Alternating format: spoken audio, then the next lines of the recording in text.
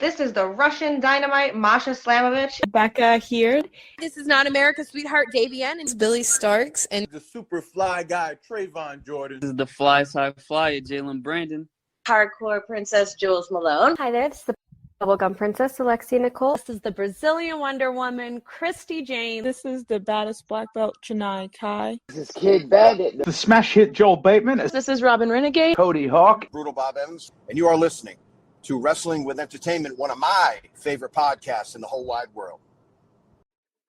This is Chris Parrish, the host of the Chris Parrish Podcast, and you're listening to Wrestling with Entertainment.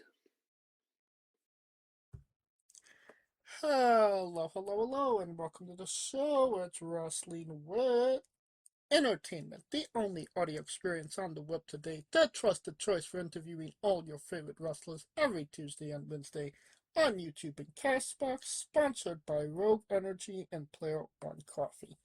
I'm, of course, your host, James J., and it's a great day for wrestling, because we are wrestling with Chris Parrish. That was very good. Yes, we like to sounded like Howard Finkel right there. You know, I try.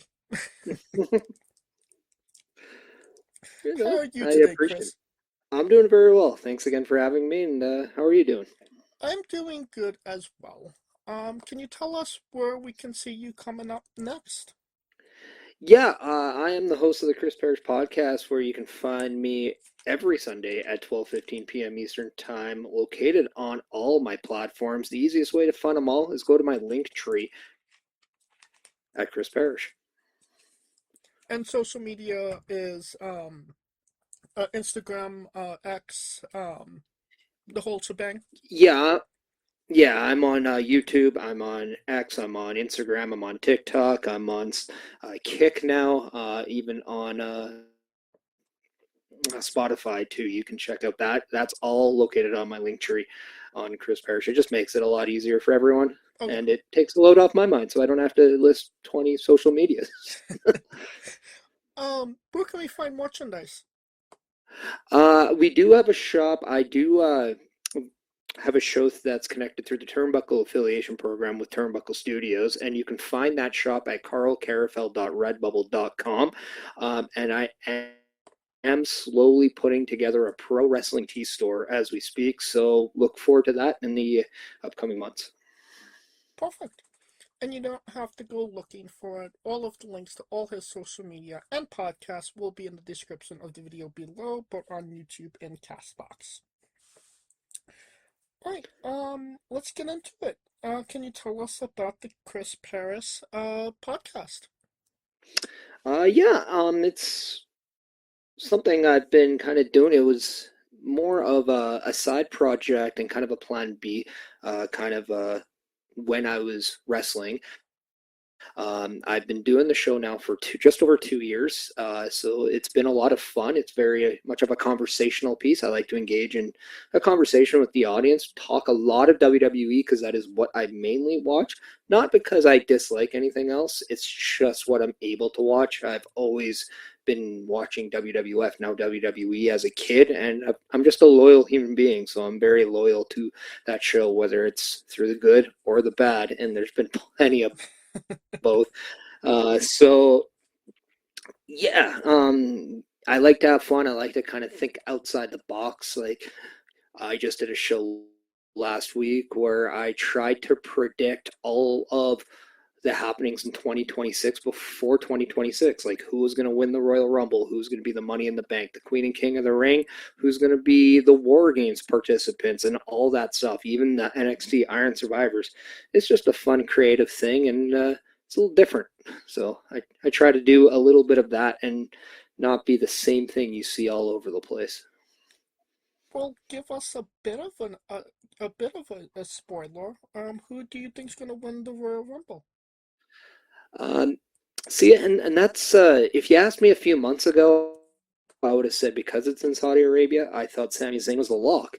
And then I saw what they're doing with Gunther right now, and it's really intriguing because if that character stays as much of a heated villain as he is, I can't see why they wouldn't continue that with the Royal Rumble, and seeing Gunther go all the way to WrestleMania and beat maybe a Cody Rhodes at WrestleMania, beat another one of the fans' favorites just to give it to the fans. And I think that's exactly what WWE is attempting with him. So I say, why not? You have one chance to see what you truly have with Gunther right now, so you might as well put it all in. The advertisements are putting all your chips in the pot. I say do that with Gunther right now. I definitely agree with you. The last two times that Gunther was in the Royal Rumble, he was he was at least in the final four, I remember. But he wasn't in there last year because he was the champion. So I mean, he doesn't hold any championship, so that would make sense. Um, Another guy that I just feel it's kind of his time is LA Knight, honestly. Like, they need to pull the trigger on that guy as of right now. Yeah, and I actually had him pegged. Where did I have him as a Money in the Bank winner? I believe it was either Money in the Bank or King of the Ring. I think it was. Yeah, it was one of those two. Only because I think with LA Knight, I think a lot of fans are expecting him to go straight into a championship title. I still think there's more juice to the squeeze on the story. So give us a couple main time feud. So put him in a ring with one of your top stars, whether it is a Cody Rhodes or Roman Reigns or a CM Punk, Seth Rollins, one of your top guys, so you can see just how good he is. So by the time he does earn that opportunity for that title and then he wins it, you just get so much more out of it. I think the story is always in the chase with the babyface, and with LA Knight, it really strikes me a lot to Daniel Bryan and the Yes movement, and now we're kind of in that Yeah movement in a way when you look at it. So I think the more that you kind of put roadblocks in front of LA Knight, the more the fans just want to see it. But I do like the slow build, and I do hope we see LA Knight come back, as I know there's been a lot of rumors saying he'll appear back on Raw on Monday. Yeah. What about on the women's side? Oh, for the Royal Rumble, I think Liv Morgan should be the hands down favorite. Before she got hurt, she was absolutely on fire, and ever since she came back, you saw a lot less chaos in Judgment Day and a lot more focus on unity. And I really liked kind of how they've made her the glue. And for the first time, the Judgment Day is rolling all on the women's side. It's almost like all the men are not the focal point, which is something that you don't see very often with both men and women groups. And I think that's why Judgment Day has always been so versatile over the last few years, is because of the focus on both men and women. Liv Morgan, as soon as she came back, there's always that dynamic with her. She also gives you some new to that scene. And I think Stephanie Vaquer versus Liv Morgan at WrestleMania just makes a lot of sense. I would say so for sure. And I could definitely see Liv because, just like Gunther, you know, way overdue on a Royal Rumble win. That being said, I could also see Roxanne costing her the Royal Rumble as well. Yeah.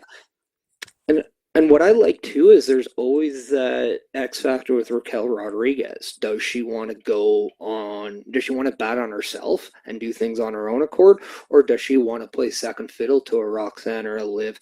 And I think that might eat at Raquel, who I thought in 2025 really stepped out on her own and really shocked everyone of just how good she is without somebody by her side. So you got three top women in the Judgment Day, and it's just a matter of time before all those explosives just go off. Oh yeah. Well, getting back to you, Yeah. talking about your podcast, I do find it interesting that it is, you talking? Obviously there's you have some interaction with the fans, but it's primarily just you talking. There is nobody to kind of bounce off of. What kind of inspired you to take that approach? Because as somebody that's done, a solo speaking, it could be very difficult. Yeah, and in the past, I've done shows with a guest, and the one thing I've found that kind of united with both of those opportunities was that I couldn't get reliability from the co-host every single time, and because of that, it just got a little frustrating, I guess, to kind of work so as much as you are, only to get kind of the whip on you last second or last minute. So it's just one of those things where I'd rather die on my own sword than fight with somebody else's. So when it came to that, I said, I think I have enough creative ideas where I can tackle this. I do think outside the box enough to have some fun with things. I do bring in occasional people every now and then to kind of spice things up. I do the odd interviews. I've had a Canadian wrestler named Kamikaze on a few times. I've had Hollywood Haley J on last year. I had RBV from the Hammond Media Group on just a couple weeks ago, and it's a nice little way to kind of change things up. But at the same time, I think if you're able to have enough creative ideas, you can really talk about a lot of things. Plus, there's so much in wrestling to talk about. It's almost like you never have an endless supply of material. Right. I'm curious, has kind of talking about WWE and doing the podcast, has it kind of changed the way that you watch pro wrestling and how you approach looking at pro wrestling? If that has done anything, it's made me become a fan again. It's when I became an in-ring performer in 2004 and I still dabble every now and then, but not as much as I used to. It's when I was actually active in the ring is when I kind of started watching wrestling differently, because you're just watching everything under a microscope. You're looking at how somebody took a bump. You're looking at how somebody operated a maneuver, and you're trying to see if you're doing something wrong or if they're doing something wrong. You kind of almost start micromanaging the way you perceive the show or the match, and you kind of stop losing. You stop losing that focus on why you're there sometimes. And if there's one thing about wrestling that I feel, whether you're a performer or a fan, the why is always the most important thing, and you can really apply that outside of wrestling. But for wrestling itself, I think if you can honestly answer the question why, you'll get a lot more clarity to how you enjoy something. And I think now with podcasting, I'm able to answer that why in a little bit more of an honest sense. I don't judge or micromanage the way I watch things. I just actually enjoy it a little bit more, and it's kind of nice because I'm not putting 100% of my time on wrestling. I'm actually putting a lot less time watching it, so it's kind of nice. I've learned to kind of balance myself when it comes to enjoying pro wrestling. So you kind of found your inner fan again. Yeah, and that had to and that actually had to do with I thought I was going to retire in 2022, and I kind of had that last match, and I went to the Royal Rumble in San Antonio, and that was kind of what made me enjoy it as a fan again. And I did a single trip by myself to San Antonio, and then I was just consumed by people from all over the world, and it was just it was almost like a rebirth in a way. And because of that, I was just able to find myself again in that light. And then obviously when I had my son, that's what inspired me to kind of go back into the ring. But because of that, I haven't lost that focus of what matters. And I think that's a struggle for a lot of people. It's just that balance. Even as a fan, you have so much wrestling to consume that sometimes you just get worn out very quickly because you're trying to watch everything. And I think a very important lesson is you can only worry about what you can control. Don't worry about the things that you can't, because that's going to be what absolutely gets you in the end. What kind of made you want to retire in 2022? I think I wasn't fully finished with what I wanted to do, and I think when I had a son, I wanted to kind of be a superhero in a way, and wrestling kind of allows you to do that in a way. And then I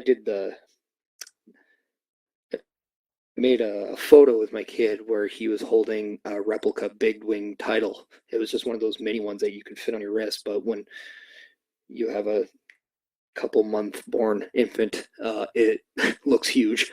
Right. And I put that on, and I was like, oh, now imagine if I can retake this photo and I could win a title, and we can each have our own championships. It's like father and son, champions of the world. So that's kind of what gave me the inspiration. And it's kind of what I wanted to do, the one last thing. And I think it's, at the end, it's closure that I want. And I think the closure is I just want my son and maybe soon to be daughter watch me wrestle.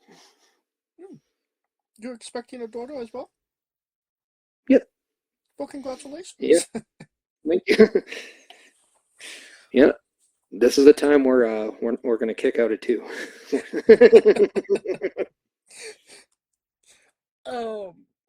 Does your son know what you do? Does he know? Is he like old enough to kind of comprehend like dad's a wrestler? No, I don't think he's only 2, so Okay. there's still a lot of this world that he doesn't know, but it's still something that, like, when you wake up, you're almost just reborn again in life, and you're just motivated again. So that kind of allowed me to kind of look at challenges a little bit differently. And you said earlier about the single and a solo podcast, and I think I've always been somebody that looked into a challenge with open arms. I didn't look at it and say, no, that's not possible. I'm 5'7". I'm not a giant. And I went into the world of pro wrestling knowing that's the land of giants. And, well, if you told me nothing was possible, then I can sit here and say, well, I have a championship in my office here saying that I did something. I have 6 articles in the PWI top 500 saying I mattered at some point. So I'm very proud of those accomplishments. So I don't want to be somebody who raises a child or 2 children saying you can't do something because of something or because of a limitation. I just don't believe in limitations. Right. And I mean, you mentioned it. A lot of guys, try to get on that list once in their career. You were on PWI's top 500 6 times in a row. Yeah. What does that stat mean to you?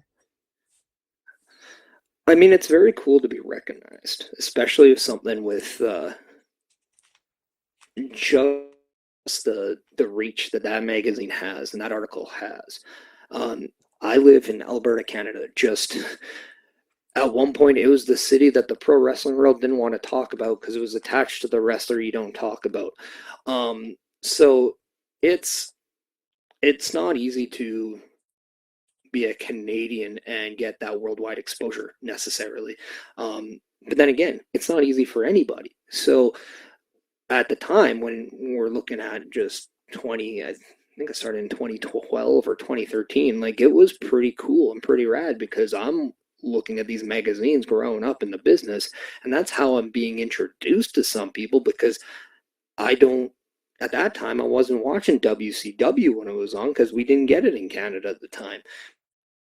We didn't get ECW. We didn't know what Japanese wrestling was. We just heard about it in magazines. So it's pretty cool to see if maybe that's how somebody learned who I was through that. I don't know, but it'd be pretty cool if that did happen.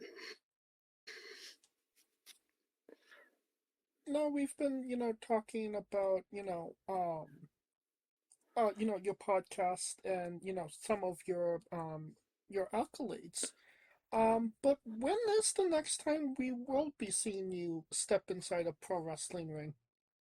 That's the $1 million question I get asked almost every other day because I don't know.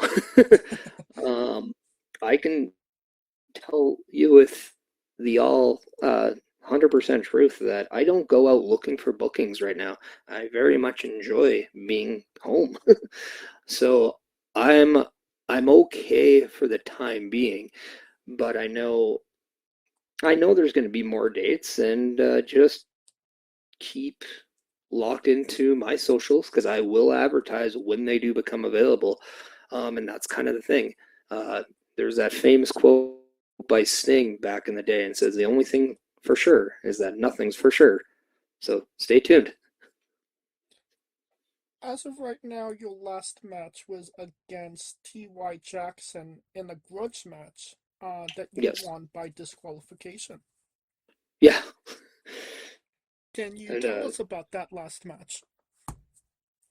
Yeah, we T.Y. Jackson and I were in kind of a short feud back then, and that was kind of I don't think that match was intended to be the final match. It just happened to so far be. But yeah, it was a grudge match because we had a match just a couple months ago prior to that where I did get the win on him, and I targeted his knee, I targeted his leg, and he didn't like that because we come from two different generations of how we were brought in. I came from a generation where you were a little bit more cutthroat. I then worked into a new generation where I saw maybe the cutthroat aspect diminish. However, that doesn't necessarily mean it has to diminish out of my style. So it's something that I wanted to kind of put into his brain, that you need that killer instinct if you want to become the champion. I've been champions where I've gone. I have yet to see him win the big title. So I wanted him to learn through that. And he took a little bit more of a, hey, you tried to hurt me, you tried to injure me approach, which if that's how he sees it and that's how he's getting more aggressive, all the power to him. But I'm going to be looking for that W, and I don't care how I win it sometimes, because to me, if you go into that ring and you're worried about how people think you're doing your job, that's going to affect how you do your job, and you might not be good at your job. And that's a mindset that I think a lot of people forget every now and then when they enter the ring. So the grudge was about you attempting to injure his leg, not because of the heated discussion of the proper way to wipe? No. What I always believe is the ring teaches the real story. And if I'm putting myself back in that time, he needed to learn that you needed a little bit more aggression sometimes. And I didn't do anything illegal in those matches. I did everything by the book. I exercised the rest count to the fullest, but I never exceeded it. So it wasn't necessarily what people thought were the way that they normally would see, say, a T.Y. Jackson wrestle. But maybe that's why the way I wrestled, that's why I got the win the first time. And because of that, I got him to get a little too overzealous on his aggression, not know how to channel it, thus being disqualified, still giving me the win. So there's just steps to being better. And I think that's what I was showing him in those two matches, that you can be better. You just have to understand how to be. Everyone has the ability. You need to know how to apply it. But if the one thing, if he's not wanting to agree with my way to wipe, well, the way I wipe won 2 matches, and the way he wipes didn't win 2 matches. So, I mean, we can always revisit that one. I bring it up because you did have a heated discussion about toilet paper one time, no? No, I don't think I necessarily had a heated conversation about toilet paper. It was just more of a conversation. Okay, just making sure. It's that conversation when the boys are the boys. So All right. So much bigger problems, I think, in the world than toilet paper. you would think. I would hope. Well, one of the names that you've been in the ring is a one Bushwacker Luke. Could you tell us about your experience with the Bushwacker? Yeah, I've had a time where the CNWA, we went and did a show in Calgary, Alberta, and it was actually a pretty cool show. It was like through a festival, and we just got to do it and be in the ring during a battle royal together, and I thought that was just absolutely cool. And I mean, you grow up watching some of these guys on your TVs and or ordering the pay-per-view back in those days, and you're seeing these guys and just being able to be in the same ring. It's actually funny that you mentioned that, because I was just watching Roddy Piper enter the Royal Rumble and watching CM Punk absolutely mark out listening or watching it, because it was just an unbelievable experience. And that's kind of the same thing. I'm like, I'm in the ring with this guy. Like, how cool is that? Like, so it's pretty surreal when you kind of have those opportunities. And what's even more fun is I get to find out he's an NFL guy, and then we find out that like divisional rivals. So it was just a lot of fun to kind of get to know him, but also be share a ring with him. That's awesome. Now, another name that you've actually was on the same side as is Son of Iris. You teamed for quite some time, pretty successful. What was that experience like, you teaming with Son of Iris, considering that, family friend was there, properly while he was growing up, to actually, have a proper tag team with him? Yeah, a weird, nice little story is his first match was actually when he was 13 years old, and it was against me. And that was pretty surreal in a task, but it was fun.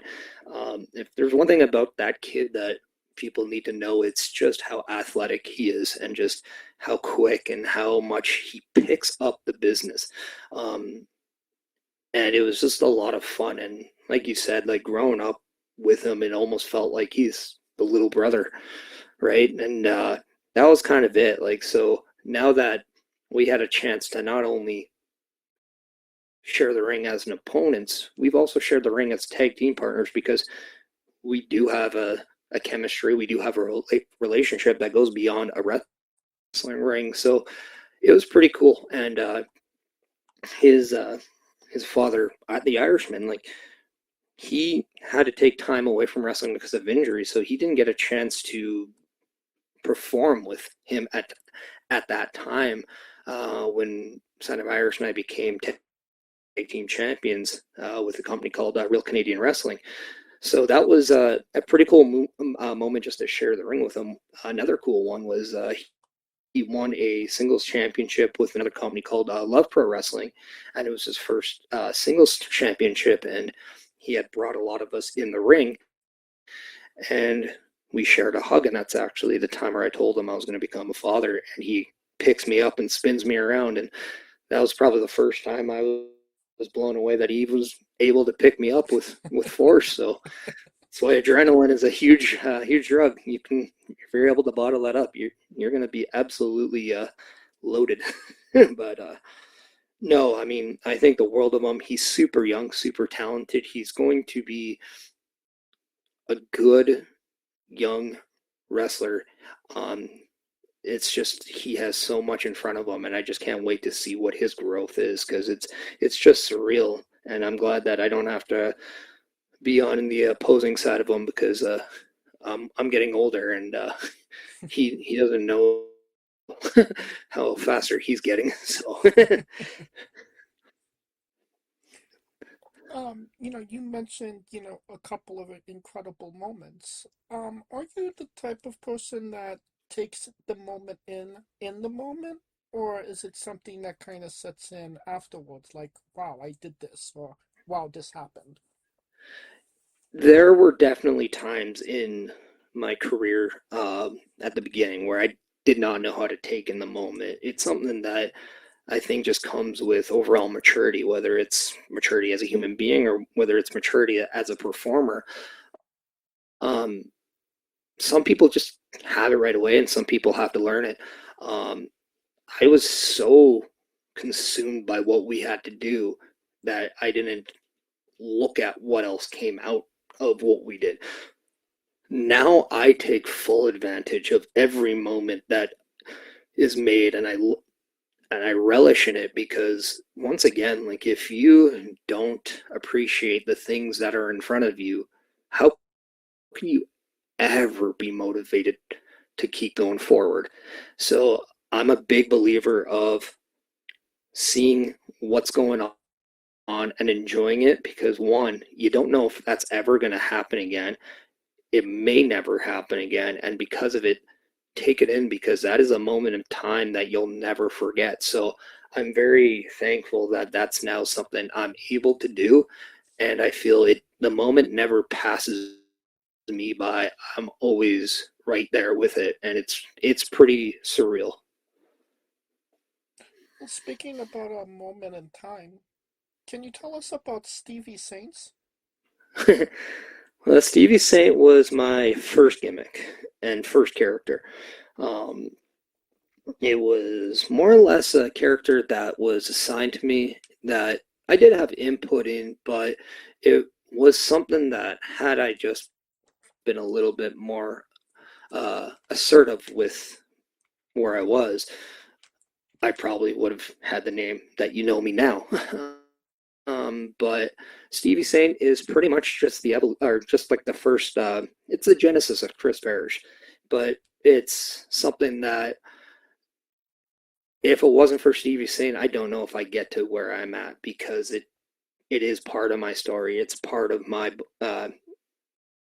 my chapter. So, yeah, he's a very young, very immature version of Chris Parrish, where he always fought with the purest of intentions, with heart, with integrity.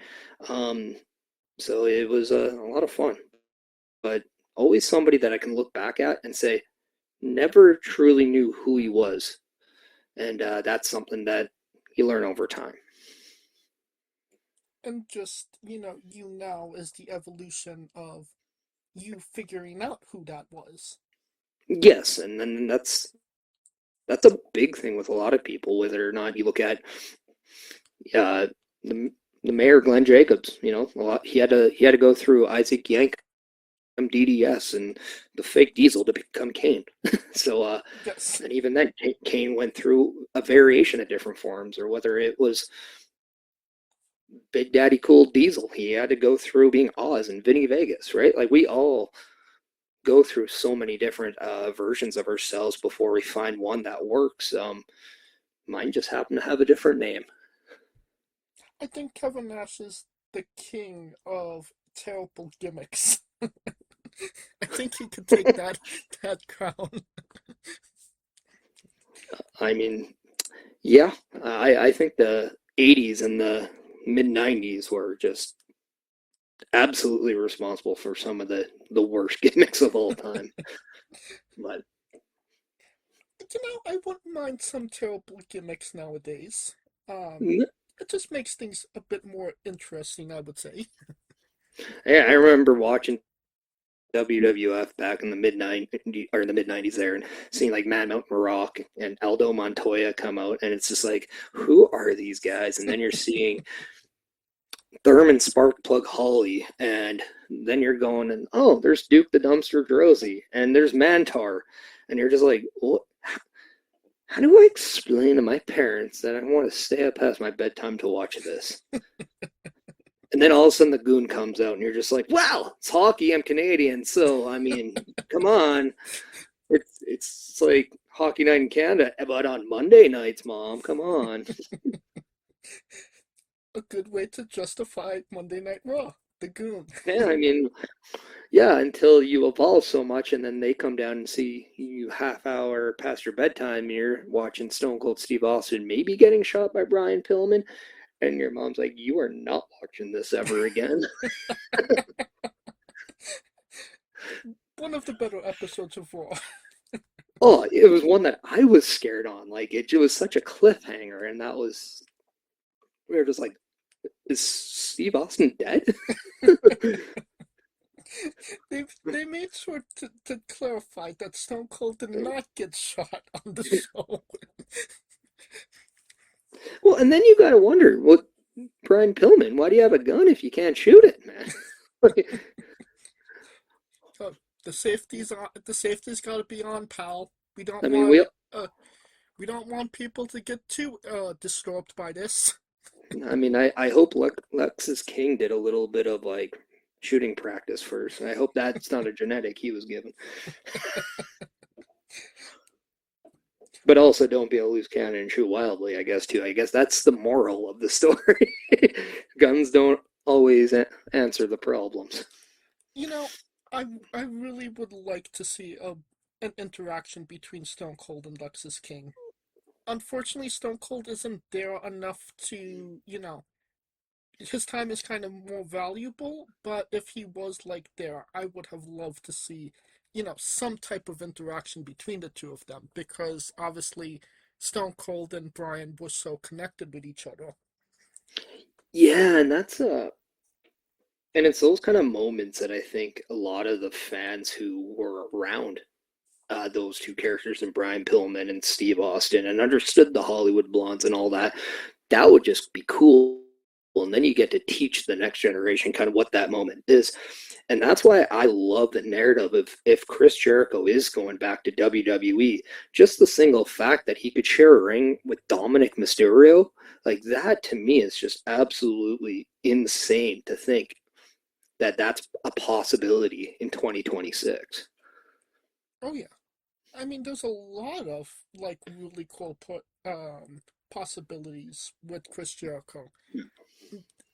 Crazy enough, when he left in 2019, I mean, it was a very different field of guys back then. So, what is old is new again, so to speak. Well, and how kind of funny would it be if an episode of NXT starts and Ava's in the ring talking about it, and then she gets interrupted by Chris Jericho the same way Chris Jericho interrupted her dad in 1999, or then goes and faces the son of Rick Steiner, or the son of Rey Mysterio, or better yet, he goes and has a moment with Ric Flair's daughter. Like, it's just the generationals that are just going there is just crazy. I actually really love that Ava reference. That would actually be pretty awesome. And if going back to Lexus King, I'm pretty sure that Chris Jericho had some type of rivalry with Brian, or interactions with Brian. So for him to wrestle his son, that would be a cool little nod as well. And Dempsey is William Regal's son. I mean, he could literally piss in his water bottle. Oh, if he pees in his protein shake, that would just be it's a full circle moment, right? Like father, like son. Well, I mean, and then we go back to Steve Austin, who always said it's better to be pissed off than pissed on, right? All right. Gotta love the world of wrestling. Let's get back on track. Yeah, because we've been talking about wiping and now peeing, and I'm kind of worried where we're gonna go. Phil Lafon. Yes, You were in the ring with him. What was that like? I did, and I still believe to this day that I was a part of his final match, which is still mind-blowing. Now, maybe that's not true. Maybe he has wrestled since that match. I don't know, but he was in my second match ever, and I was in a tag match, and I had no idea what I was doing. I was just getting thrown around by Phil Lafon and a guy named Davidson, who we were crowning tag team champions for the first time in the company called Monster Pro Wrestling. And then go back, and it was during a time where I found my inner confidence in myself. I'm a completely different performer, and I see him at a local establishment, and I asked him, like, hey, if there's ever a possibility, I would love to share the ring with you one last time and just show you the performer I am now. And thankfully that happened in another tag match, but it was a match where he went out of his way to make sure I looked like $1,000,000. And I ended up submitting him on a Japanese armbar, which I just thought was so apropos of Phil Lafon, who comes from that Japanese wrestling niche, loves that catch can style, but also loves that real physical style as well. Loves his submission use, and it was just such an amazing moment in time, and it's something that never got lost on me. But also, I just appreciate what he did for me, because he didn't have to do it, and I always think that is such a credit to such a true professional who goes the extra mile to make sure a younger talent sees an opportunity that maybe they wouldn't have gotten before, and make sure that they look better than what they did coming out of a match than going in. And I just have so much respect for him, and I just wish him nothing but the best, because I still to this day remember when he was tagging with Doug Furness, going up against the Headbangers and the Godwins and Owen and Bulldog for the WWF tag team titles in like a fatal four-way match. I believe that was at WrestleMania, I want to say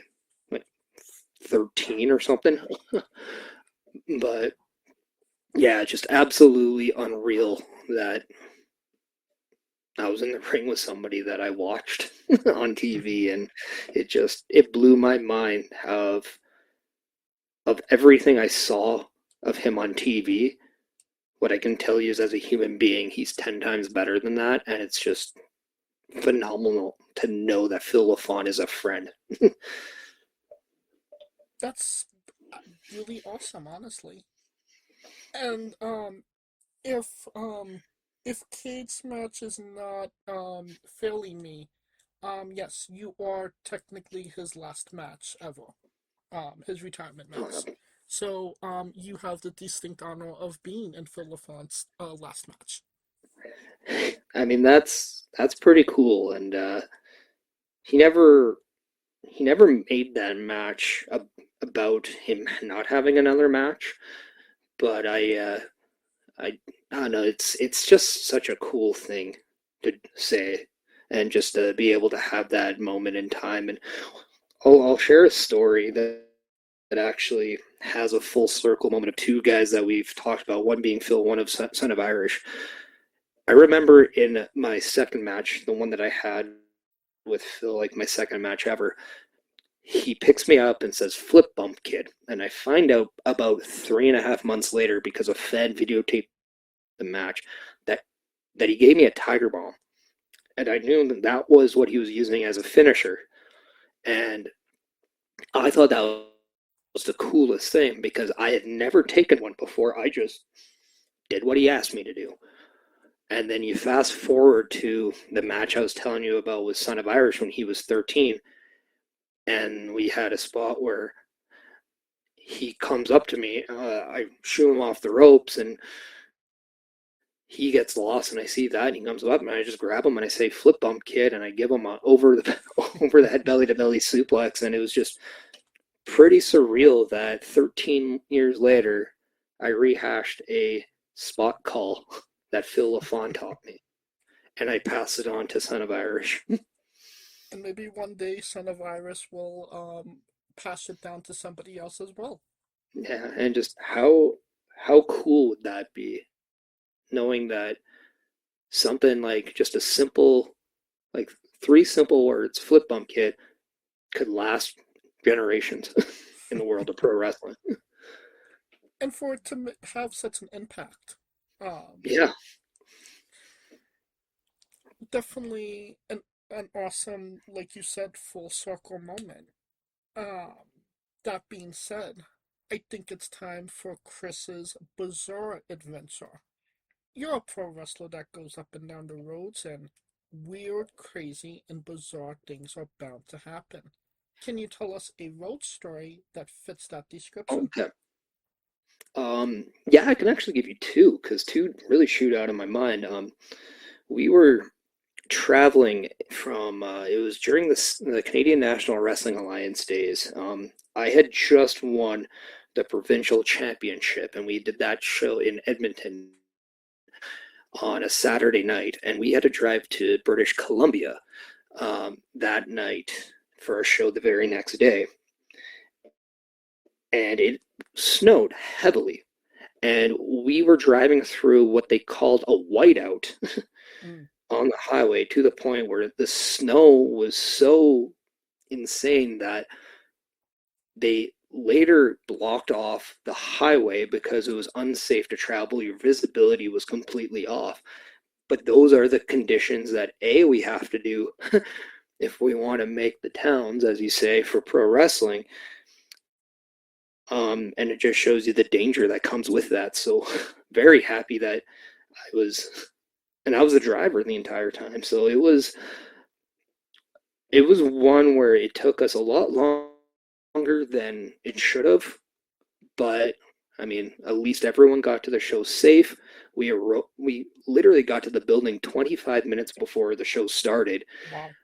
And I had lost my voice from the night before, and I was asked to work somebody for the first time, and I had very little ability to communicate with them in the ring, because there was no way we could have done anything else, because I had to gear up and I had to get out there. And I remember still tying my boot as my opponent was going out. And yeah, and what was the cool thing is a lot of people said we were one of their favorite matches of the night. So I took a lot of pride into that story, because it just shows you just the up and downs that you go through on the road, and it's not as easy as people make it out to be. And then a second story was just, I was driving from one city to the other one, and we were driving through the city of Calgary. And when you're on the highway there, you're driving past a lot of things, and one of the things was a golf course and a driving range. And I had 2 people in my car, one sleeping in the back seat and the other one sleeping in the passenger side. And all of a sudden, we're going about 110 down the highway, and this is kilometers per hour, because we use a different system in Canada. So, and then all of a sudden, a golf ball strikes our car and goes through the window. Oh my God. And this is in the back window, but luckily the person was lying down in the back seat, so it doesn't hit them. And again, you're pretty much going as fast as you can on the highway. Not as fast as you can, but fast enough. And this is in motion. And thankfully, I had picked up the ability to not get bothered by something right away, and I'm able to stay calm through scenarios, because that could have created a huge accident. And what was funny was, about an hour later, we had stopped for gas, and I got a call from the cops saying somebody saw a broken window and thought we may have stolen the vehicle. And I had to explain, no, we went through Calgary, and if by chance you can actually teach people in the city how to properly shoot, they wouldn't be hitting cars, they could be hitting fairways. This is my car.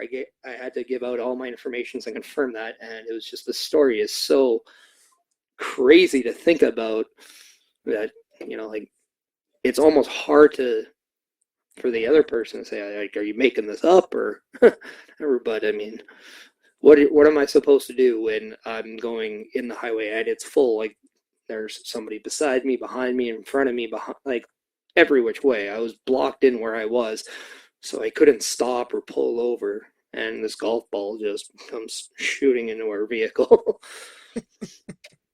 Thankfully, it wasn't super cold outside, and it was during summer, so I'm grateful of that time at the very least. I still have the golf ball somewhere. That's the best part of the story. You're answering questions I didn't even ask yet. Was it at least like a good golf ball, like a Callaway? It was like a neon green golf ball. I think it was just the ones they put in the bucket. I gotcha. Yeah. Cool little souvenir from a really weird experience. Yeah, it's yeah, well, it wasn't the last thing or it was pretty much the last thing I would think of, but at least I came home with I remember winning the match too, so that was cool. So I was a winner and I got a golf ball, so. No, you actually came down for the Cauliflower Alley Club in 2016. What was that experience like? Yeah, there's a time frame where I was going down in the Cauliflower Alley Club a lot, and I haven't gone probably for the last maybe 4 or 5 years, but that's always a really cool moment in time, and you're going to there. I mean, one is Las Vegas, and it's pretty much a chance to have fun every single second of the days you're down there. But the ability to meet people and learn from people and just have these amazing conversations with, or just moments with, and just appreciate of the people who came before you and appreciate the business that you love. And one of the cool moments that I'm never going to forget is meeting Paul Bear. And this was about a year or two before he died, but it was, we talked for about 45 minutes, and not one word was about pro wrestling.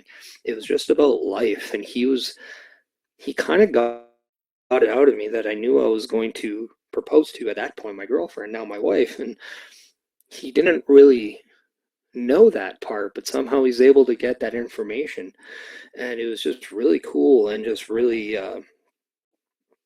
really meaningful in a lot of ways, because you just don't expect to have those kind of conversations. You expect I wanted to know, like, what was the Undertaker like, and how heavy were those urns? Did you ever store like weird things in them? Like, just really random questions that you're always wondering as a kid, but no, somehow you're talking about meaningful life stuff, and that was pretty cool. And then I had a time where I did shots with Mean Gene Okerlund, and you're just like, what? How did I wind up here?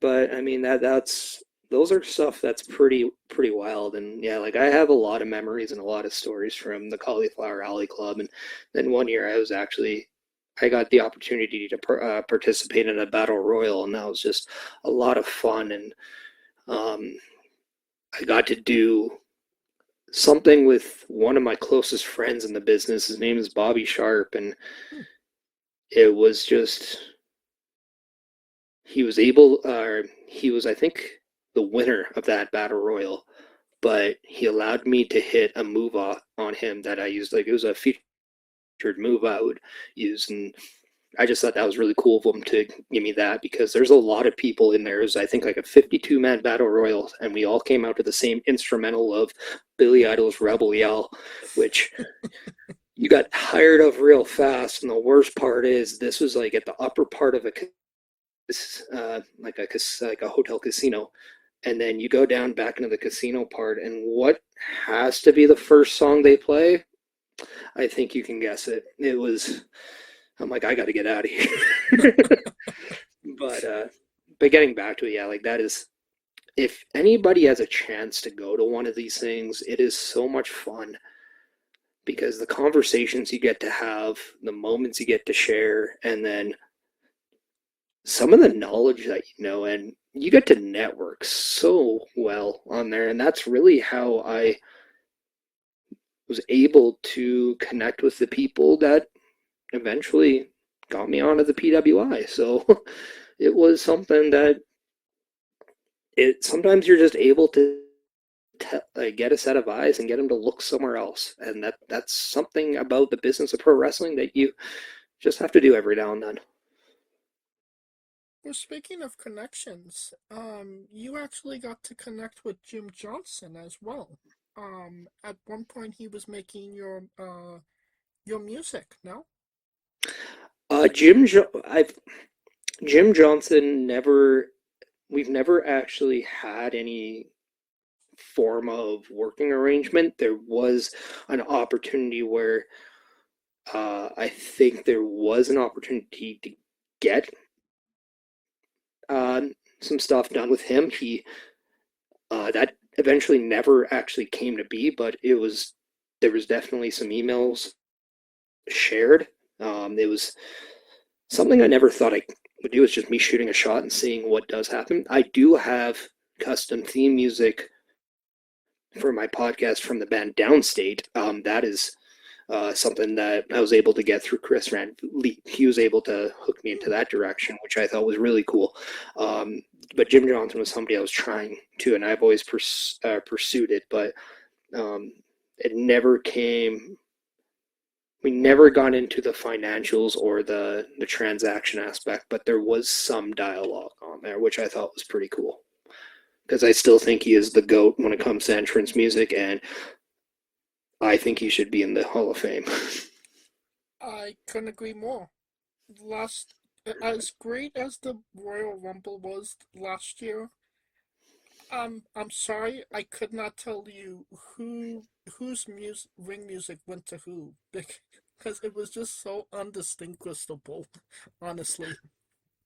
And that's something that was very weird. Like I was in Indianapolis for that Royal Rumble, and it was really cool. And like I did a thing when I went to San Antonio in 2023, I took a screenshot of the Titantron of everyone who came out, and I did the same thing. And luckily, I knew who was coming out there. But I mean, unless you're getting like a Rhea Ripley who has established music, unless you're getting, Joe Hendry, who we got to see, who has established music, or like a Rey Mysterio who has music from a completely different generation, Right. or like people that have those distinguished sounds. But if you're getting some of the mid-card talent who have Def Rebel music, I mean, a lot of that stuff just sounds the same, and unless you're part of the bloodline, you probably don't have a good Def Rebel song.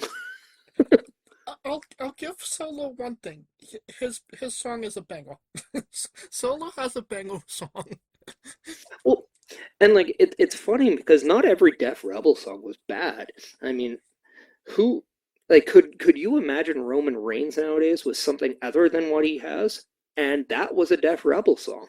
So they did hit a couple home runs, but I mean, they're definitely not going to. They don't have a long-lasting major league career, that's for sure. Yeah. I think that's a great segue into the colossal question. Let's say they're making a movie about you. Every movie has a soundtrack. What would be the first 3 songs on your movie soundtrack? Ooh, For Whom the Bell Tolls, Metallica. I mean, I used that song for my entrance theme for a while. I'm heavily influenced with Metallica just from my brother. So that was a school. I think if Metallica wants to let me use For Whom the Bell Tolls, I would definitely use that one. Another one. Ooh, I mean, that's a really good question, but I think I might have to go with a band called Blacktop Mojo. It's a band that I'm now listening to a lot. I think the lead singer there is fantastic. But if you've ever heard their song Taillights, I think that's just a beautiful song. And yes, it's maybe not about anything that I can necessarily put on, but I think you get the imagery out of it. And I think that's such a great go home, kind of like an end credit type song. And if I'm going to maybe steal a wrestling theme song, who doesn't want their biopic to start with Time to Play the Game? Like, because, I mean, it really is. I mean, that's what it is. We're watching how I played my game, and there's nothing better than a good old Motorhead to kick your ass once in a while. Yeah, can't say I disagree. Motorhead, Metallica, definitely, definitely a solid 3 picks to say the least. Yeah, and the funny thing is, I'll say this: I picked Blacktop Mojo. It's definitely a song that you're just like, whoa, you got soft. And I'm like, well, yeah, I would say I got soft when I had a kid. So it kind of says something a lot about me right there. Well, now that we have the soundtrack down, everybody knows you get the soundtrack first, then you write the script, and then you go to casting. Who plays Okay. you? And you can't say yourself because you are obligated to make a Stan Lee-esque cameo. Okay, that was my next question. Can I get a cameo in there and still get a paycheck? I mean, I Yes. think that was okay, cool. Who would play me? I mean, Charlie Hunnam from Sons of Anarchy. If you can get him back from that Jackson time from when he played Sons of Anarchy, I think that would be a perfect person to play me. Okay. Now that we have you casted, every movie has a supporting cast. Who would be 3 people significant to you and your story that would be in your movie, and who would play them? Ooh. Now I'm going to keep this within my wrestling career. I'm going to pick probably one of the most influential people in my career, and I mentioned him, Bobby Sharp. Funny story is he was in my first match as a married man, and my first match as a father. So I thought that was pretty cool.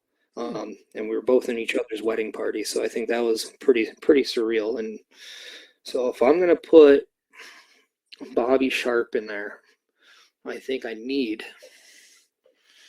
to get somebody with a good build, a good little has long hair too. So where am I going to go with that?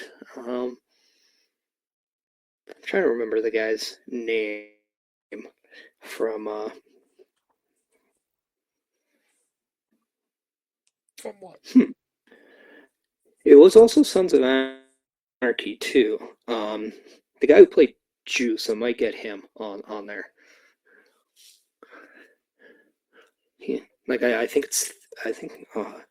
I don't remember his name too much, but yeah, Juice Ortiz? Yeah, put him in there. Okay. He can play Bobby Sharp. That would be a good pick. And then I would say one of my It's played by Dio Rossi. Just so you know. there we go. Yeah.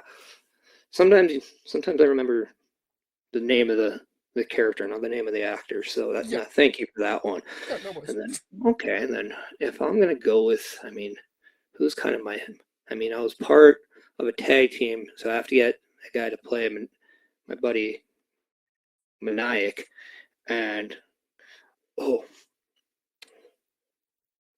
can't remember his name. I know him from Louis Litt from Suits. He would be perfect as that. So if I can get the actor from Suits who played Louis Litt, that would be terrific.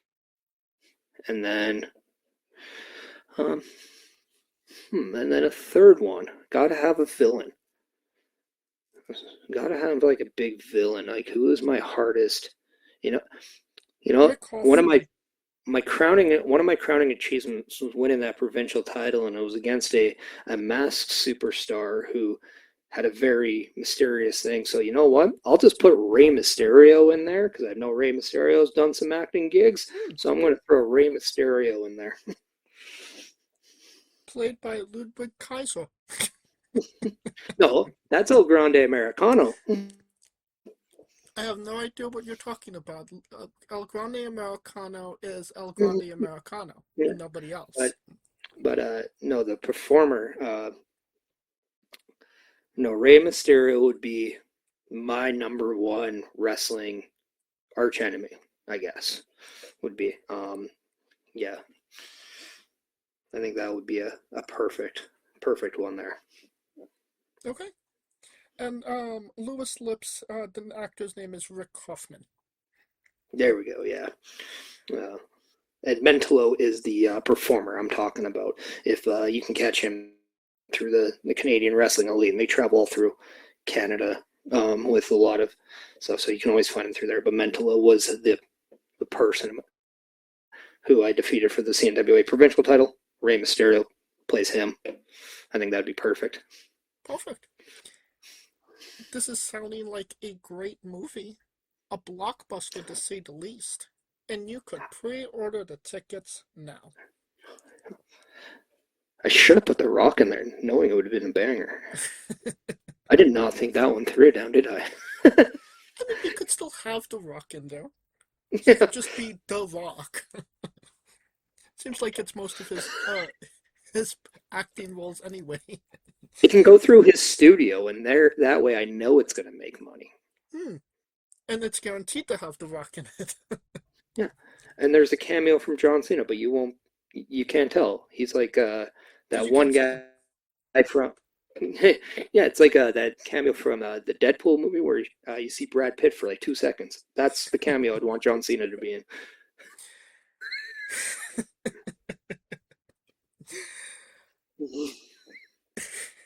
Now onto a controversial subject.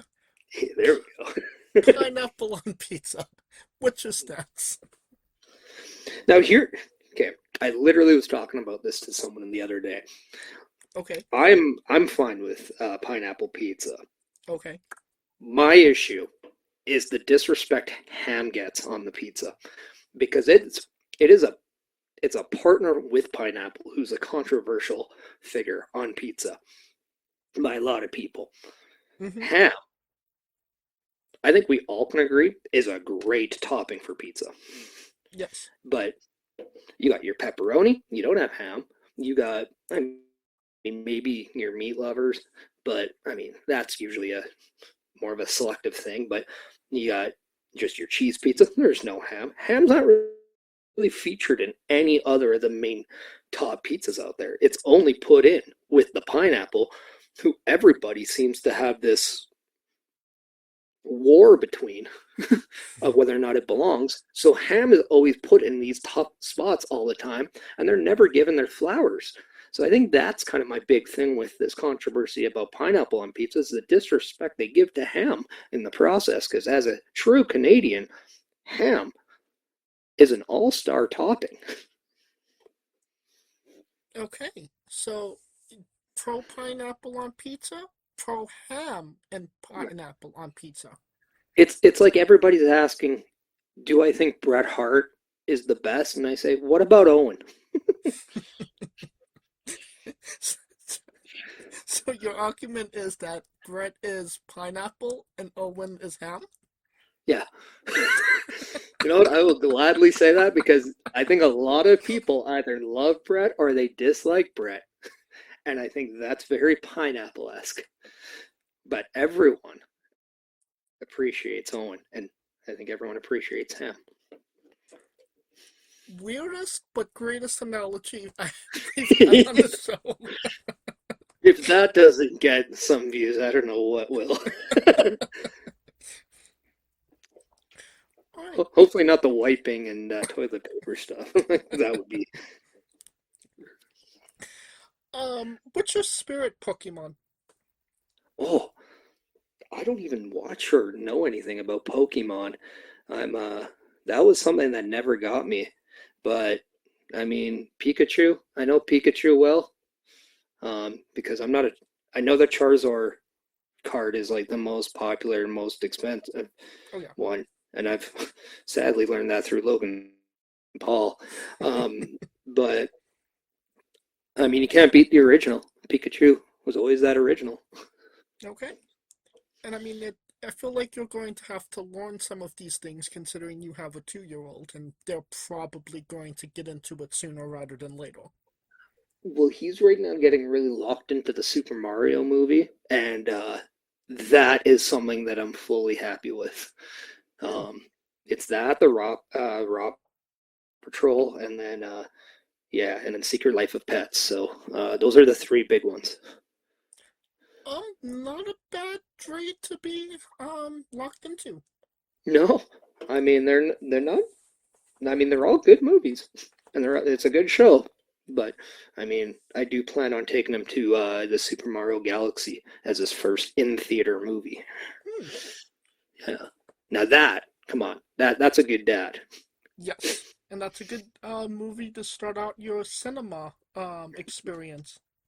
I mean, that's probably one of the greatest franchises out there, right? Is the Mario? I mean, I would say so. It's Nintendo is still a juggernaut in that field, so yeah. I'm kind of partial to Xbox just because I'm an Xbox guy, but Oh, I am too. I have an Xbox here. I actually just bought an Xbox Series X today because I've had an Xbox One for a while, and everybody seems to be pushing that one out. So I needed to make that upgrade. I unfortunately had to unplug my Xbox One. It kind of ran its course, I would say. So I'm just exclusively Series X. Its codename was Charlotte, so I just call it Charlotte at this point. But yeah, it's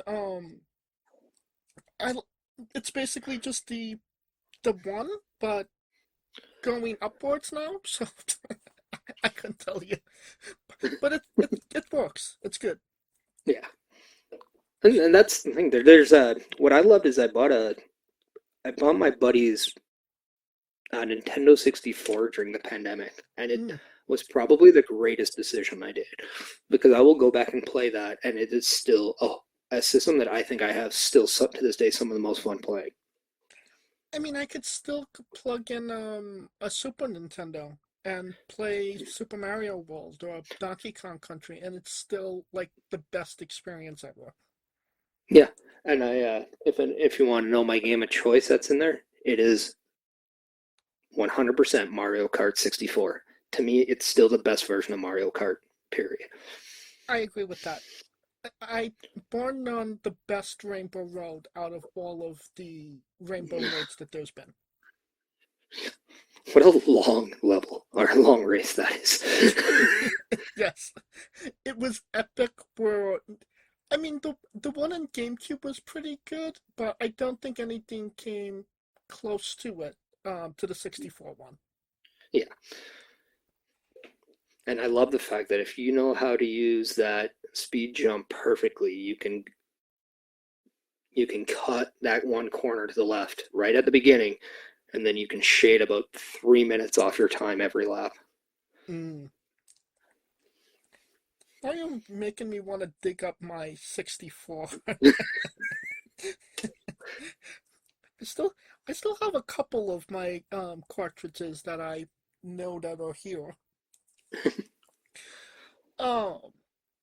Back to questions. I do have 2 Canadian exclusive questions. Okay. The first one being poutine. Where is the best place to get it? Ooh, that's probably somewhere in Quebec. I would say there. I mean, although it's kind of an Eastern thing, I think that was more a Newfoundland, New Brunswick kind of deal. I think that's where it came from. But I mean, that's the thing. I think if you come to anywhere in Canada, they're gonna say, no, we have the best. You're gonna probably find a place that says we're the best. So, I mean, I think you got to really find something that has the perfect combination. I can't say I found it, but I mean, for the most part, you'll get pretty solid poutine everywhere you go in Canada. That's, I mean, we don't mess with our poutine up here. Gotcha. And is Canada's greatest national treasure Ryan Reynolds? Oh, I mean, I would say it's Winnie the Pooh, to be quite honest, when it comes to that. I mean, that's a deep pull in my eyes, but I mean, Ryan Reynolds is a pretty solid one too.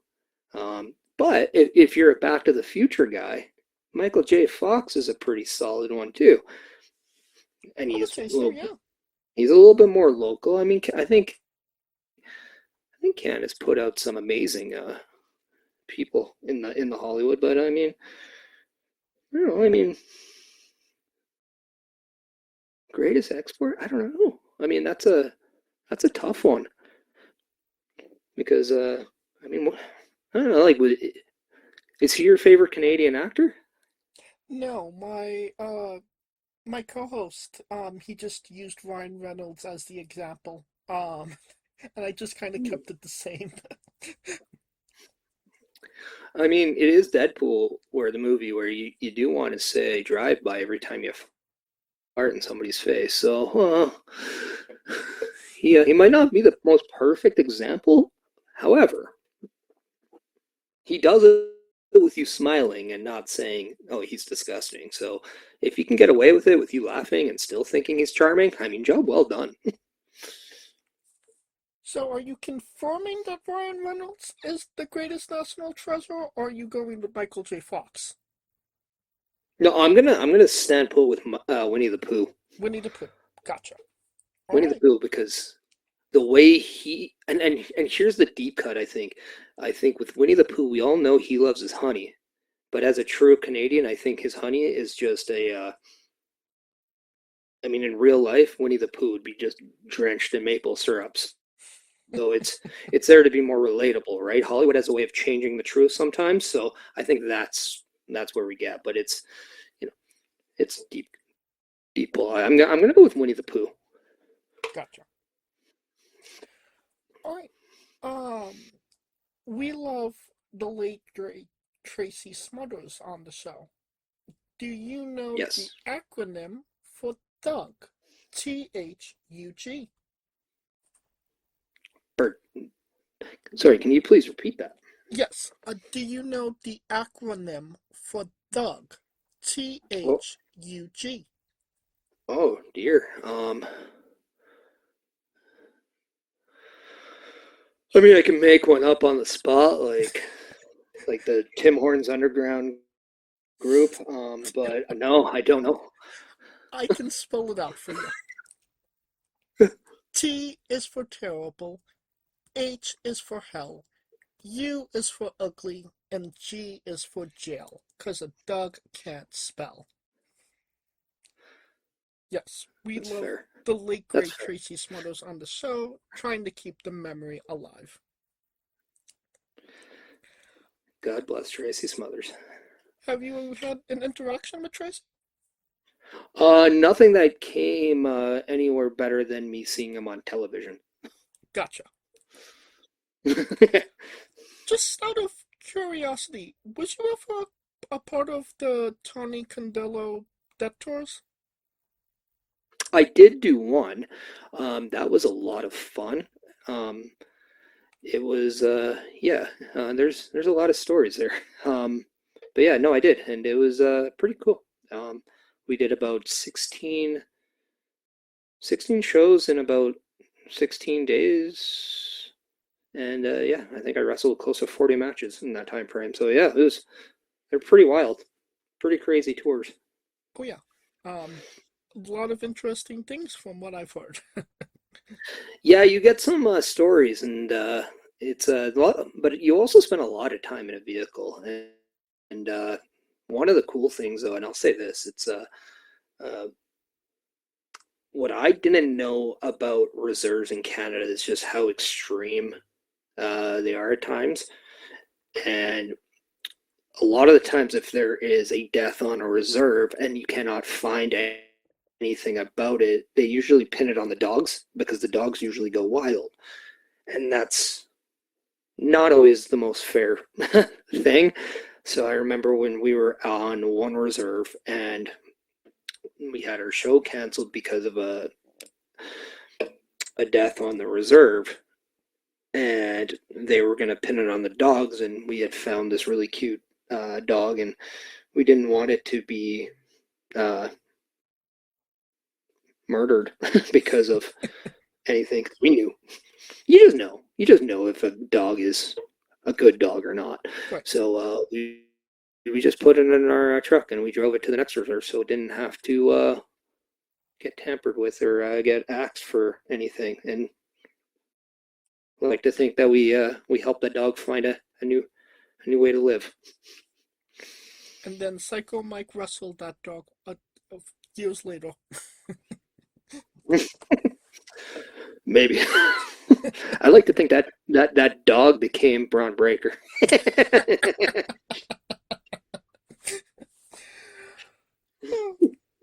All right. On a more serious note, where do you see yourself in 5 years? Honestly, I mean, I think in 5 years' time, I most likely will be away from the in-ring partake of wrestling, but I'll still be going hard with the Chris Parrish podcast. I still think it's my creative baby now.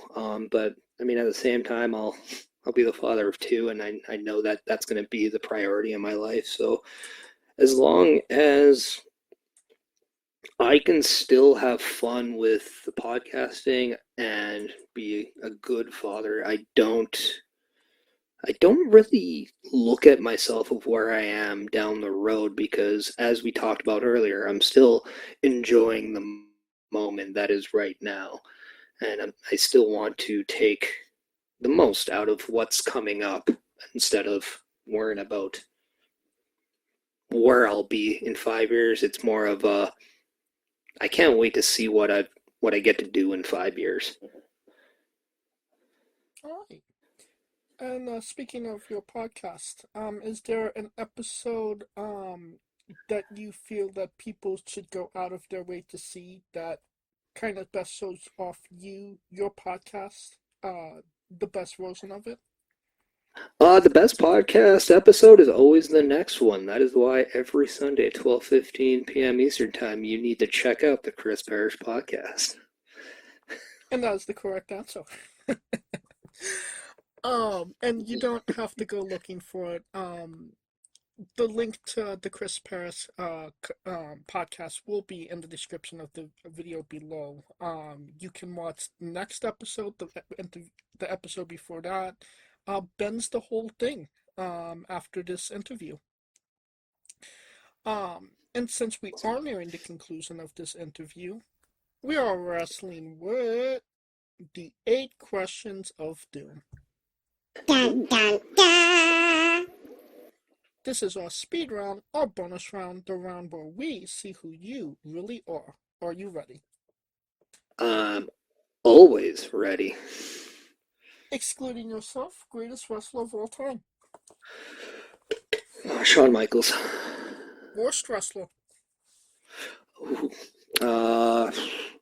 Most likely, I would say Mantar. You're main eventing WrestleMania for the World Championship. Who is your opponent? Chris Jericho. If you could come out to anyone's entrance music, past or present, who would it be? Owen Hart's. Which one? The one at WrestleMania 10 against Brett. Gotcha. Finish the sentence. Kayfabe is alive. We would have also accepted taste great on toast. Squash, vegetable or fruit? I mean, I would say fruit. I don't even know. Is fruit your final answer? Not if it's wrong. But yeah. Well, you are correct. It is indeed a fruit. It has seeds. Tomato logic. Perfect. New Japan wrestler Tai Chi. His ring gear gets smaller every year, revealing more of himself to the world. My question, what is the appropriate trunks to butt cheek ratio for ring gear? Oh, God. You always want to leave your fans wanting more. So I'll say 1% more than what you were hoping. So, of trunk to butt. So there's 1% more trunk than butt than you were hoping for. So the fans always want to see more. Okay, I gotcha. Yeah. And the last question, the main event, the thing everybody wants to know. Have you ever had a conversation with a stranger in a supermarket about Darby Allin? Nope. And that's the correct answer.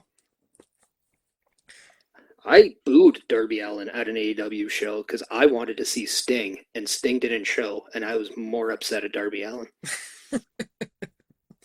I never got to see Sting live once, and he was one of my favorites of all time. Wow, that's crazy. I've seen Sting live, but every time that I've seen Sting live, he lost. I don't know if he made it out to Canada very often. I get that.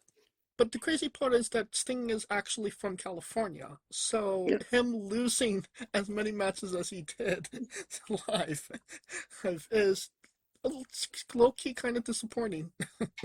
Well, he did work for Vince, and he likes to always have the hometown man lose a lot. Crazy enough, it was more. I seen him twice for TNA, once for WWE, and once for AEW. He only won the AEW match. But that will conclude this interview. Thank you so much for coming on and doing this with me. Thank you so much for having me. I appreciate it. And if by chance you ever want me back, just let me know when. Absolutely. And once again, where can we find you on social media and merchandise? Yeah, you can follow me on my LinkedIn. And if you are curious about that spelling and you're like, I don't want to go to the descriptions, it's linktr.ee/Chris Parrish. And you will find out all of my links, whether it's YouTube, X, Facebook, Instagram, even Spotify. You can check out the Chris Parrish podcast on Spotify. So make sure you're doing that. Of course. And you don't even have to type it into your Google machine. All of the links to all his social media will be in the description of the video below, but on YouTube and Castbox, simply click the link. A new tab will appear on whatever device you are on. You have no excuse. Give him a damn listen. And buy a damn short. Of course, thank you for listening. If you like what we're doing, please like, subscribe, comment, but on YouTube and Castbox. This was sponsored by Rogue Energy and Player One Coffee. Join us next Tuesday and Wednesday for new incredible interviews, and follow the show at Wrestling with E, but on X, Thread, and Instagram for information on who we're interviewing, when we're interviewing them, links to those interviews, and so much more. Follow me personally at JamesJ993. Alright, when I say Wrestling Wit, you say entertainment, okay? Yep. For our special guest, Chris Paris, Kaliko Yacht, Scooter Dust, I'm James J, and this has been Wrestling with Entertainment. Hey folks, this is the Colossal Mike Law, and you are listening to Wrestling with Entertainment. Enjoy the show, support these guys. We appreciate it very much. We'll see you at ringside.